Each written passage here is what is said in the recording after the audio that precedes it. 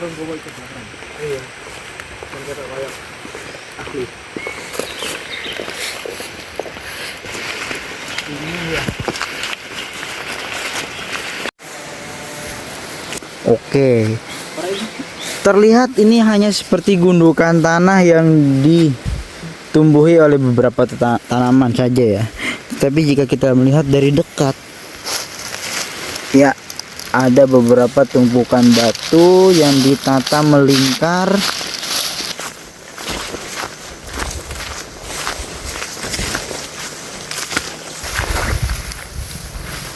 Loh, nyapa di gundui?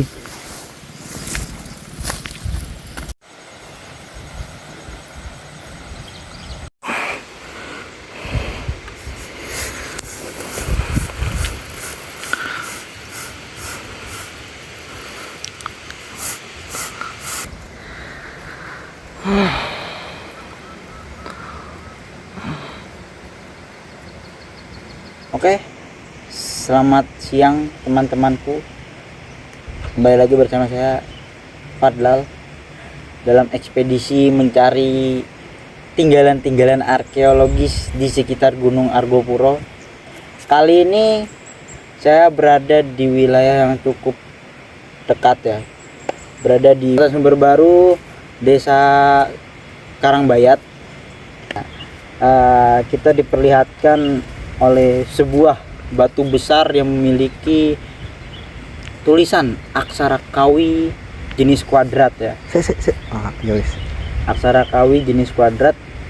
Di sini ada beberapa huruf yang dipahat menonjol ya, diukir secara menonjol atau timbul. Lalu di sebelah sininya tuh ada juga aksara dengan jenis kuadrat yang ditulis dari bawah ke atas.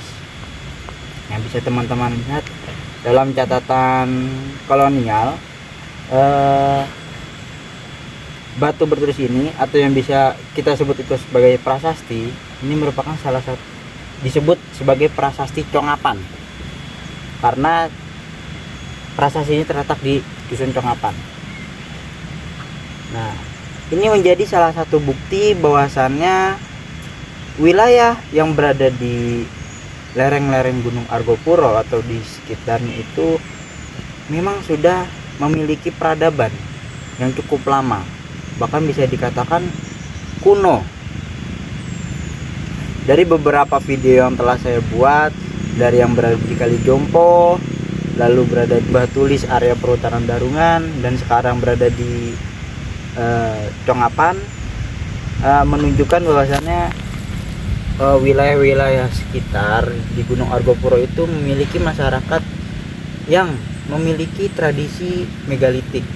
Mereka mempergunakan batu-batu yang berada di wilayah tersebut sebagai media atau sarana untuk menggambarkan bagaimana kehidupan mereka pada saat itu. Nah, dari yang di Kalijompo mereka mempergunakan batu-batu tersebut seperti slabstone yang kita temukan, batu pipi yang sangat tidak mungkin batu pipih itu terbentuk secara alami, akan tetapi dibentuk atau diolah oleh manusia.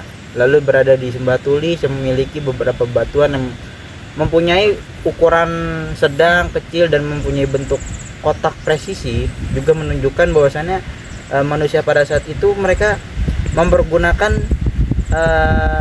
benda-benda alam seperti batu itu sebagai suatu struktur dari bangunan. Mereka membuat bahan-bahan struktur bangunan itu menggunakan batu lalu dipahat sedemikian rupa sesuai dengan keinginan mereka. Lalu kita beralih ke prasasti Congapan. Mereka menggunakan batu besar ini yang memang berada di pertengahan sawah saat ini ya.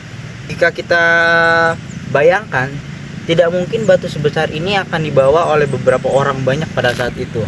Pastinya batu ini memang sudah berada di posisinya sekarang ini, atau bisa dikatakan in situ, memang berada di posisinya seperti ini.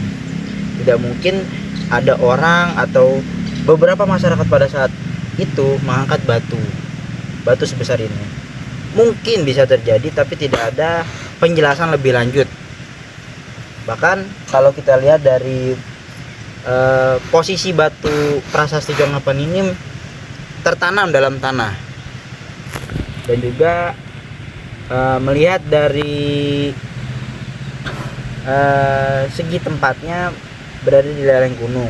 Mengingat Gunung Argopuro ini dahulunya merupakan salah satu gunung api purba yang sekarang saat ini sudah tidak aktif atau sedang istirahat. Nah, mungkin kalau kita gambarkan, Gunung Argopuro pada saat itu meletus lalu mengeluarkan beberapa batuan vulkanik dan akhirnya terlempar di sini.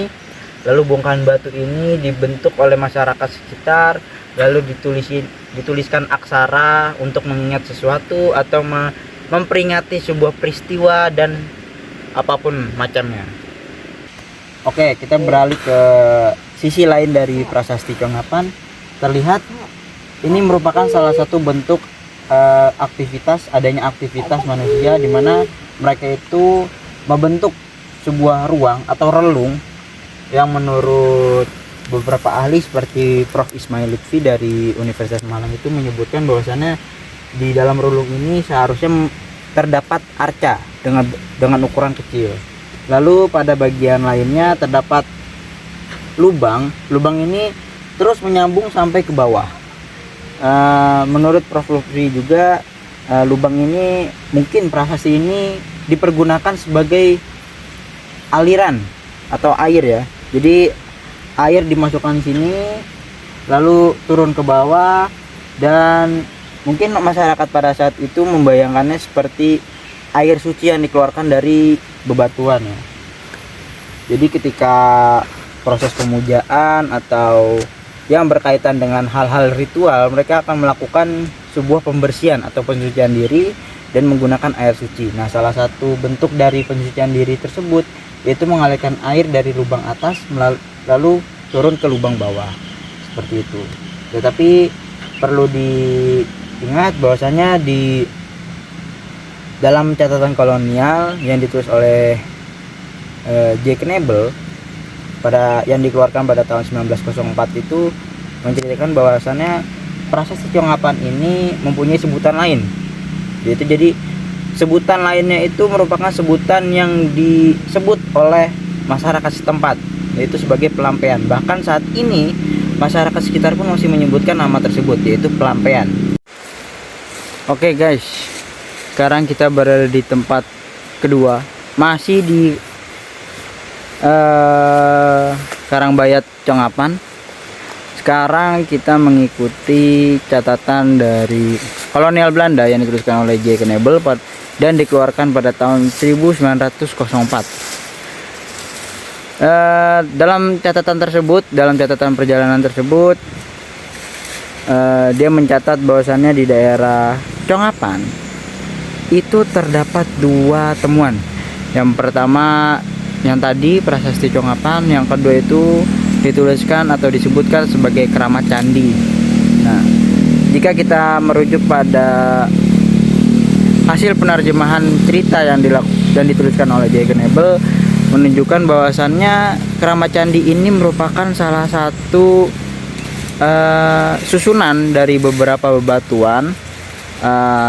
Ada yang pipi, ada yang bata, dan juga ada beberapa batu kali yang lainnya yang disusun mengkerucut, disusun meninggi. Nah, uniknya pada saat ini kita juga menemukan kembali susunan dari batu-batu tersebut. Mungkin teman-teman bisa melihatnya ya. Nah, ini saya bersama teman saya, Mas Gaza. Om Swastiastu, Namo Buddhaya, Salam Kebajikan. Nah, ini salah satu susunan batu yang posisinya berada di Congapan. Terlihat dengan jelas bahwasannya batu-batu ini terdapat dari berbagai bentuk. Ada yang pipih atau slabstone, ada juga yang oval seperti batu kali, dan mempunyai beragam bentuk-bentuk lainnya, tetapi lebih didominasi dengan batuan pipih atau slabstone.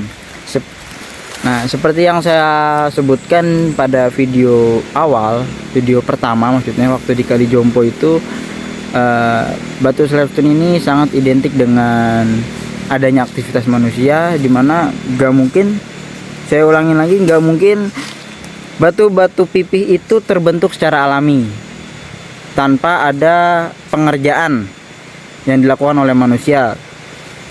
Nah, itu juga menunjukkan, dari sini menunjukkan wilayah seperti Kali Jompo yang juga memiliki batu pipih, lalu Sembah Tulis yang juga memiliki batu pipih, dan saat ini saya berada di Congapan, dusun Congapan juga memiliki temuan berupa batu pipih. Akhirnya hasilnya menunjukkan bahwasannya memang pernah ada masyarakat saat ini, masyarakat pada saat itu memiliki tradisi atau tradisi kepercayaan, tradisi megalitik. Hal ini menunjukkan dengan adanya beberapa temuan batu pipih di beberapa wilayah yang sudah saya datangi, mengindikasikan bahwasannya tempat-tempat ini merupakan salah satu bukti adanya aktivitas manusia yang berlangsung cukup lama di wilayah ini. Mengingat di Gunung Argopuro sendiri itu pada bagian puncaknya terdapat struktur bangunan sangat mengherankan jika tidak ada bangunan-bangunan lainnya, bangunan-bangunan penyerta lainnya yang mungkin berada atau tersebar di seluruh lereng-lereng Gunung Argopuro. Nah, seperti itu. Mungkin ini merupakan salah satu kesempatan saya, dan juga pada 2 tahun yang lalu juga kami juga pernah ke tempat ini bersama salah satu tim dan beberapa tim, dan juga salah satu dosen, yaitu Pak Prof. Ismail Lutfi, dosen dari Universitas Malang yang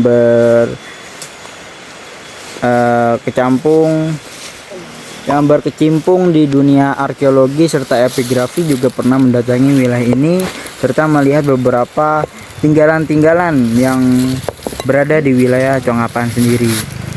Mungkin kita akan lanjut penelusuran ke tempat lainnya.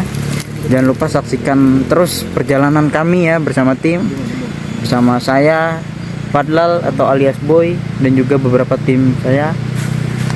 Mungkin cukup sekian video hari ini di Dusun Congapan. Kurang lebih mohon maaf. Assalamualaikum warahmatullahi wabarakatuh.